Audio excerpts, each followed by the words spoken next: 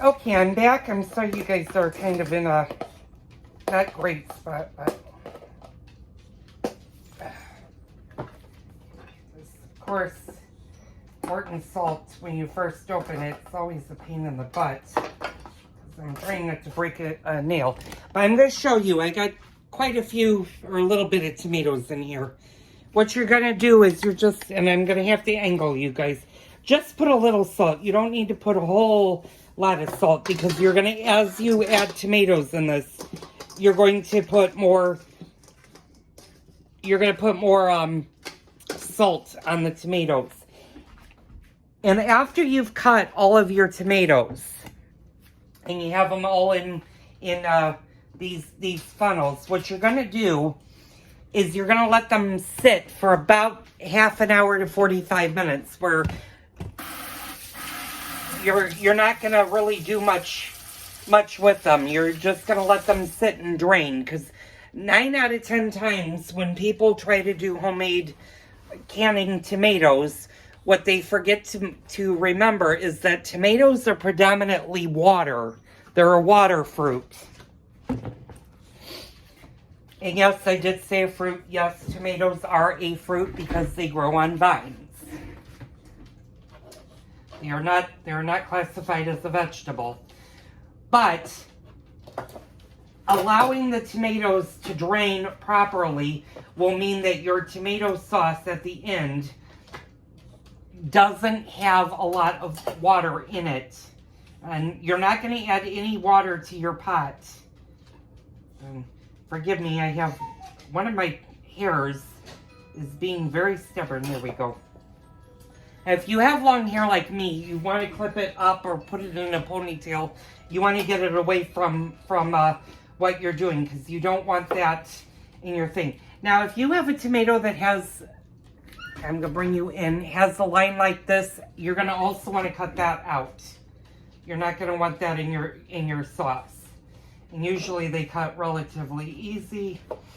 And again, you're just going to, now if you have a tomato that is really small, do you need to cut it in half? Probably not. You just want to cut it in half. What the hell is going on with my hair? Must have gotten a lot of my hair, and now I'm finding corn cob things in here.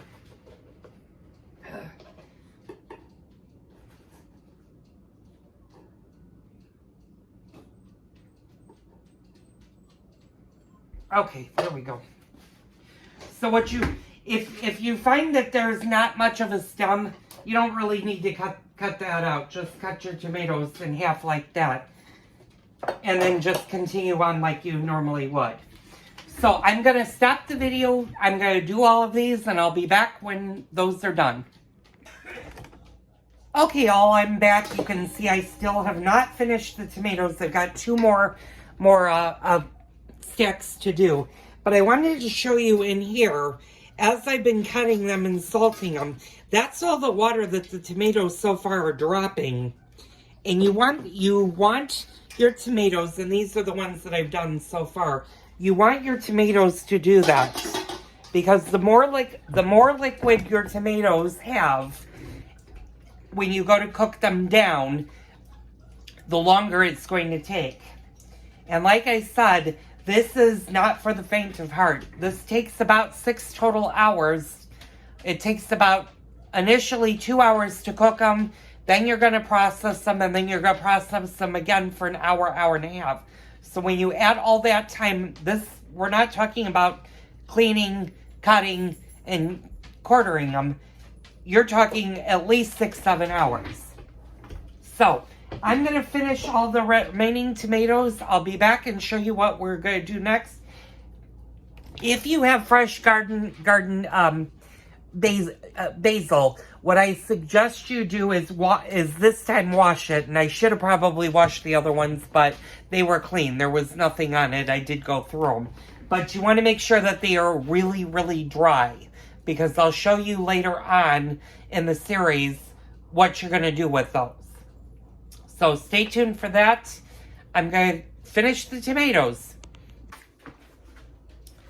Okay, hi everybody, I'm back. I'm going to move you guys I don't know where I'm going to move you guys. I have one more tomato to do, and I must have moved this. Must have gotten moved a little bit, so I'm going to put you guys... Let's see. No? I got to figure out where you guys were and how you guys were angled. Sorry, it's taking me a little bit of a minute. Yeah, there we go. I've got one tomato left that I'm just going to quickly do. And then I'm going to show you guys what has transpired. That one in here. Okay, and I'm done. Okay, let me dry my hands really fast. I'm going to move you guys up here for a second.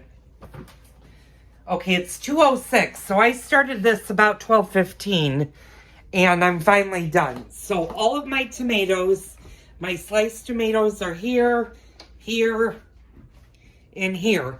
Now, this is a very, very important step, and you guys might not be able to see my face, but you'll hear me. Let them be for at least 45 minutes to 1 hour. And you want to make sure, like this, I have it off. You want to make sure that your colanders are able to drain into something. Like this one is draining into the bowl. This is draining on a cookie sheet. This is draining on a big cookie sheet over here. You want to make sure that you allow your tomatoes to do that. Because, like I said, you want the tomatoes to drop as much of their water as possible before you start cooking it. If you were to throw it in the pot right now, what would happen is you would have a lot of water in your pot, and it would take your tomatoes a very, very long time to cook down into a sauce enough so that you could press them through the sieve. So at this point right now is a good time to, and I'm going to put you guys over here for a quick second.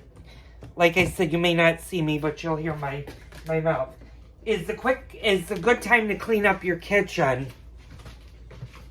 I'm just going to move everything and get it out of my way. Like I said, you may not see me for a minute.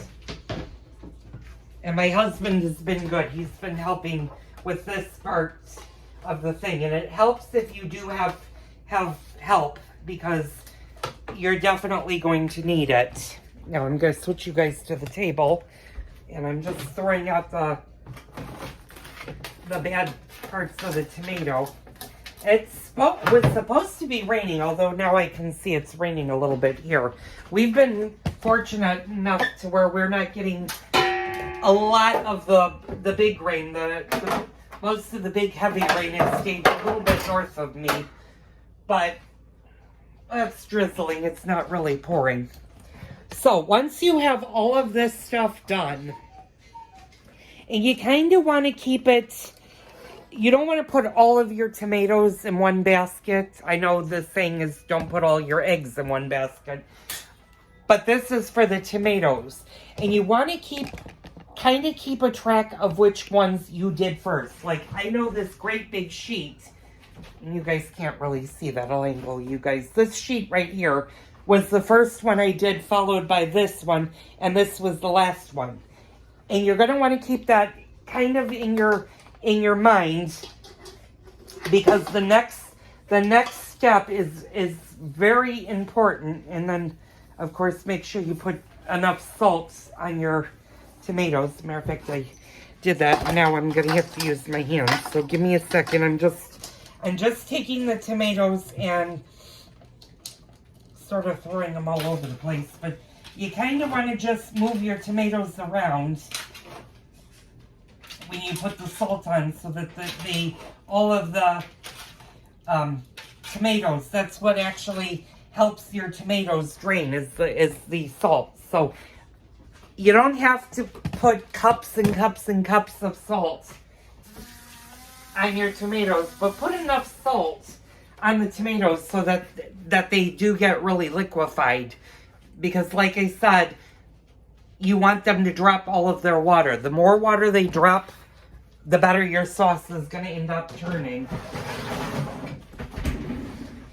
And you might be wondering, well, how can this be a sauce if you're not adding onion or garlic or any of that? Well, this is the basis of that kind of a sauce, if your recipe calls for that kind of sauce. Not all Italian dishes require for garlic or onion, although quite a bit will say onion and garlic, but that's not traditional. Traditional is a light sauce, and then when you make the dish, if you go to make chicken parmesan, for example, then you can doctor it up the way that dish was written, and we'll be doing that recipe down the line. So, I'm going to have a cigarette. I'm going to take a break. It's 2:15. I'm going to come back at 3 o'clock, and we're going to get started with the next phase. Now, for the next phase, this is when you want your pots to be fully cleaned, and you're going to want the largest wooden spoon you possibly have.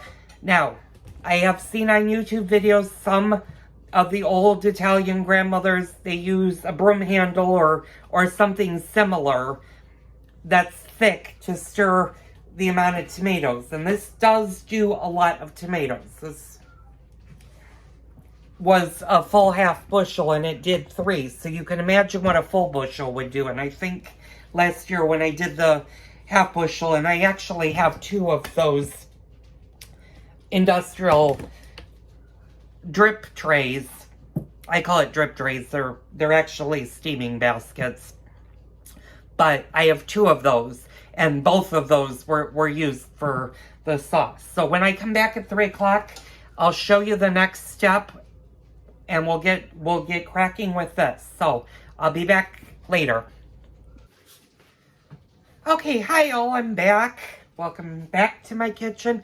It's been 45 minutes, and you really want to let your tomatoes go long. If you could do it for an hour or even longer than that, like I said, the longer they sit, the more of the water they're going to drip off, and the less cooking you're going to have to do in your pots. So I'm going to give them 15 more minutes. And I'm going to start to bring my pots that we're going to use. And you're going to want at least 2 big pots, because what you're going to do is you're going to do this next step in segments. Like I said, I'm going to let the tomatoes drain a little bit longer.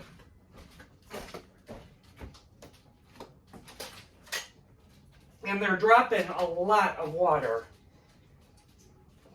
And that's what you want to do with the recipe. I'm going to show you guys kind of on the side. If you can see all that tomato, that's all the liquid that these tomatoes are dropping. And like I said, that's what you really, really need the tomatoes to do, is to drop water. So I'll be back in about 15 minutes and we'll start actually cooking them. Now, the cook time for the tomatoes, you're going to do them little by little. You need them to break before you can make them into your tomato sauce. And like I said, that's when you have to run it through the mill. And I'm just going to put my mill together.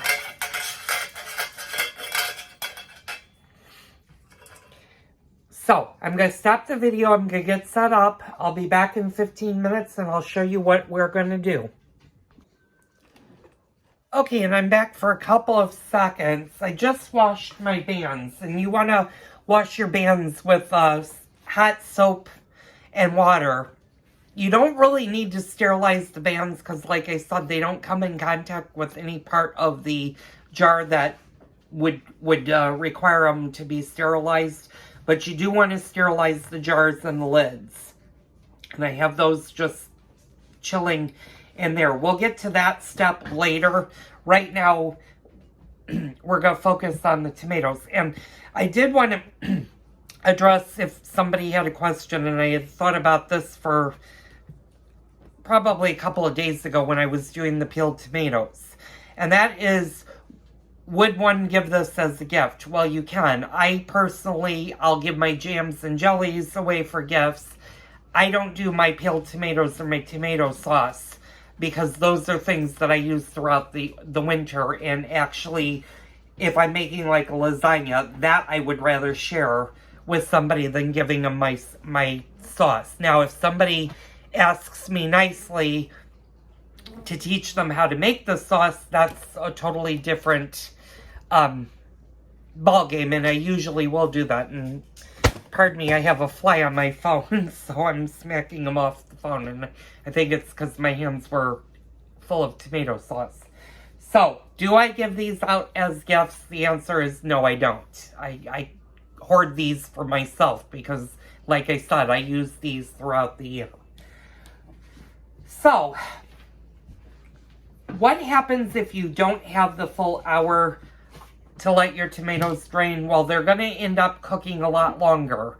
So like I said, you want to make sure that you give them about an hour. Now, this next part that's coming up, this is what's going to take the longest. This can take anywhere from an hour and a half to 2 hours to 2.5 hours to do. And that's basically you're breaking down the tomatoes enough so that you can turn them into the sauce. And that's where this part comes in handy. And like I said, my goal eventually is to get the pasta or the tomato puree machine or the tomato maker. I would say pasta maker, but it doesn't make pasta. It solely deals with tomatoes. You could get the attachment for the KitchenAid and do it there. I've seen pros and cons when it comes to that because the KitchenAid machine is not really designed to do that. And if you're doing this recipe in a large batch, then your KitchenAid, you could wear out the motor of the KitchenAid just by doing that. So eventually, maybe one day I'll save up enough money to get the one that I really like. The other thing to consider if you're looking at the tomato machines that do the puree for your tomatoes and separate the skins and the seeds is most of them are imported from Italy, and that's why they're so expensive. The ones with the bigger motors are going to be the most expensive, and those are going to run well into the thousands.